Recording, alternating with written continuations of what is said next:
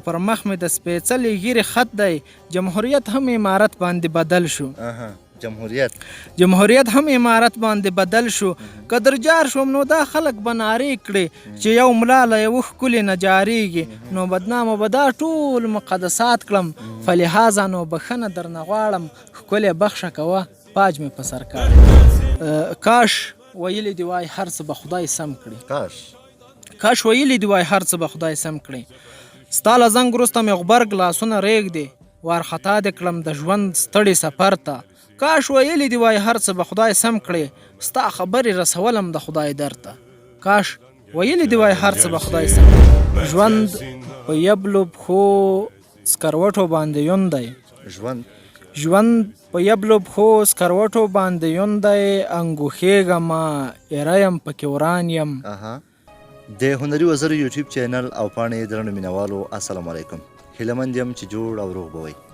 د تیر په څیر او له اوږدې مودې وروسته بیا هم له یوه ډېر تکړه او خوږژبي شاعر انعام الحق انصاري صاحب سره یو. دی یقینا داسې شاعري کوي چې د خلکو په زړونو باندې راج کوي او د کوم چې د ده شعرونه اورېدلي دي ډېر ښه شعرونه لیکي او د ده شعرونه ډېر خوښوي او شاعرۍ خبرې کوو او مرکه ورسره کوو، شعرونه در باندې اورو. ډېره خوندوره مرکه ده، تاسو یې تر پایه راسره واورئ. نو په لومړي سر کې انصاري صاحب تاسو ته ډېر زیات خرغلاس هرکلی وایي، ستړي مه شئ.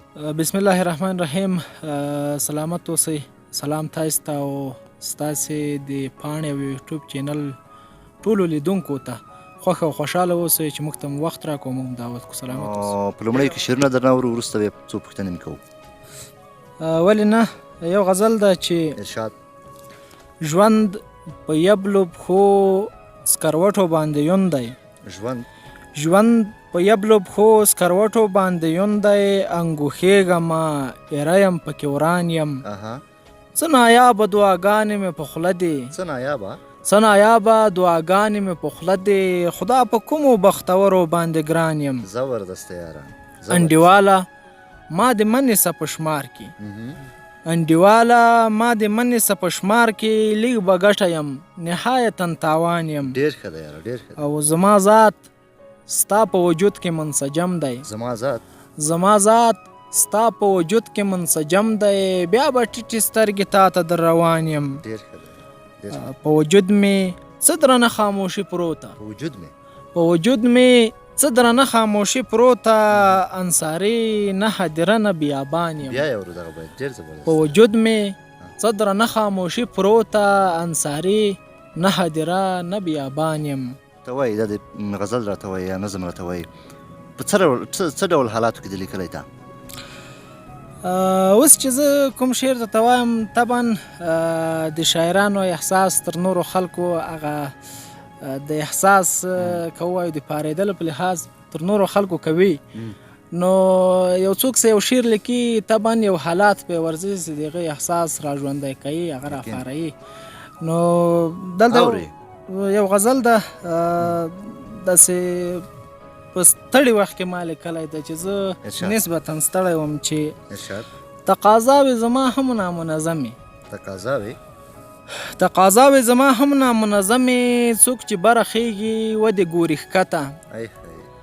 تاسې ولې د پیسو پر صد قایل یاست، تاسې ولې د پیسو پر صد قایل یاست، ژوند خو نه دی د پیسو له برکته.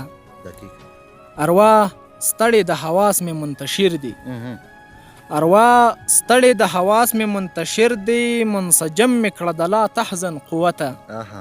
لا تحزن قوت ډېر ښه یار. په یوه مخ پسې سل مخونه رټم، څه نادودې دې راپېښې کړې شهوته.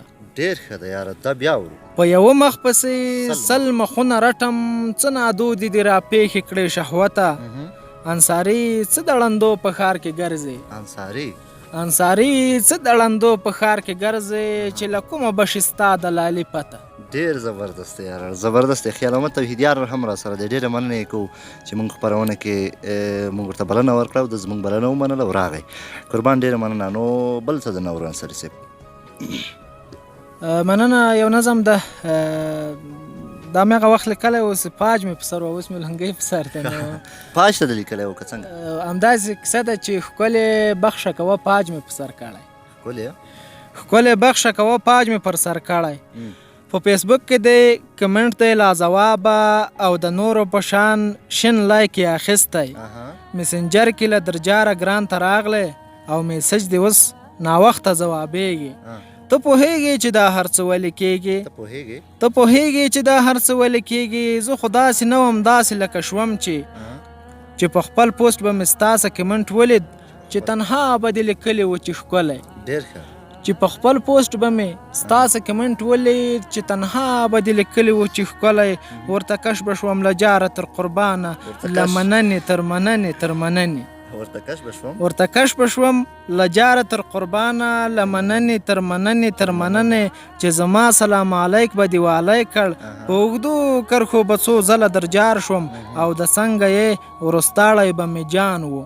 زړه مې نه دی موړ له دې ټولو خبرو سببونه دی چې خدای پرې مکلف کړم او الحمدلله زه هم پرې خوشحال یم اوس مې تاو کړل له تندي د پګړۍ ولونه چې ناشناخته مولوي صاحب راته وایې او پر مخ مې د سپېڅلي ږیرې خط دی جمهوریت هم امارت باندې بدل شو جمهوریت هم امارت باندې بدل شو که درجار شوم نو دا خلک به نارې کړي چې یو ملا له یوه ښکلي نه جاریږي نو بدنامه به دا ټول مقدسات کړم فلهذا نو بښنه درنه غواړم ښکلې بخښه کوه پاج مې په سر کړی ډېر ښه دی یار اثار لري چې د چاپ کړي دي شعر و شاعري کې یا پلان لري په راتلونکي کې ولا د شعر و شاعري په برخه کې نه تر اوسه کوم چاپ اثر لرم او نه یې په نږدې راتلونکي کې پلان لرم چې چاپ یې کړم اما د نثر په برخه کې تقریبا 4 پورې کتابونه لرم یا تر 5 پورې نو هغه انشاءالله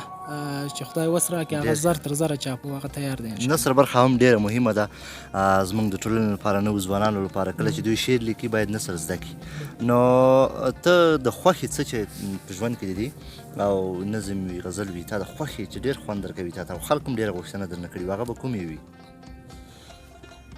ولا دغه ځواب قسم کلیشه ده خو په ځای ده چې له شاعر نه چا پوښتنه وکړه چې ستا په خپلو شعرونو کې کوم یو ډېر خوښېږي نو ده ورته وویلې چې په خپل اولادونو کې زه فرق نسم کولی شعر لکه اولاد هسې ده باید په سطحه فقهي ازموینه اخیستلی سي تقریبا د ورځې خلاصه چې د شپې به هم مصروفه وو نو تا ته وضعیت معلوم وایي چې په لیدونکو باندې ښه وروستی مشي د نور تقریبا یو نظم د وروسته م پوره کړی و خو هغه کوم بیتونه چې پاتې و کومې کړی هغه اوس هم پاتې دي رانه نو دغه کاش ویلی دی وای هر څه به خدای سم کړي کاش ویلی دی وای هر څه به خدای سم کړي ستا له زنګ وروسته مې غبرګ لاسونه ریږدي وارخطا دې کړم د ژوند ستړي سفر ته کاش ویلی دی وای هر څه به خدای سم کړي ستا خبرې رسولم د خدای در ته کاش ویلی دی وای هر څه به خدای سم کړي د امید ونې هره پاڼه ژیړه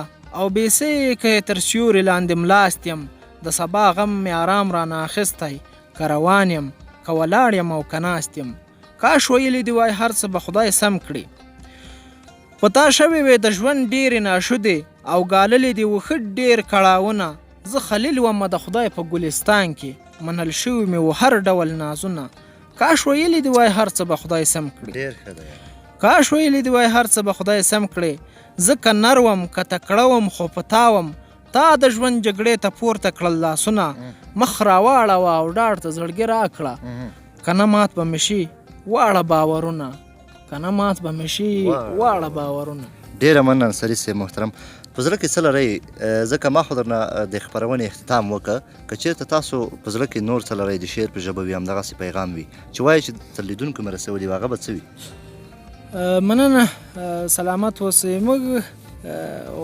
عموما خدای سته چې دا ارمان ده چې زموږ ځوان کشر له مطالعې ډېر لرې پاتې ده یعنی اکثریت یې او ډېر اکثریت یې له مطالعې لرې پاتې ده ارمان مې همدا ده هیله مې همدا ده که چاته سپارښتنه کوم نو دا ورته وایم چې کاشکې تاسې مطالعه وکړئ او سمه مطالعه وکړئ کتابونه ولولئ کتابونه ژوند ده په کتابونو کې سړی خدای ته رسیږي او بیخي په اسانۍ سره سړی تر خدای رسیږي نو زما هیله، زما ارزو، زما امید، زما سپارښتنه، زما نصیحت او زما وصیت کتابونه دي چې خلک یې ولولي. ډېر خوشحاله اوسئ انصاري صاحب، له تا نه ډېره مننه. خیر محمد توحیدیار، تاسو نه هم ډېره مننه چې راغلی خپرونه کې راسره کېناستئ.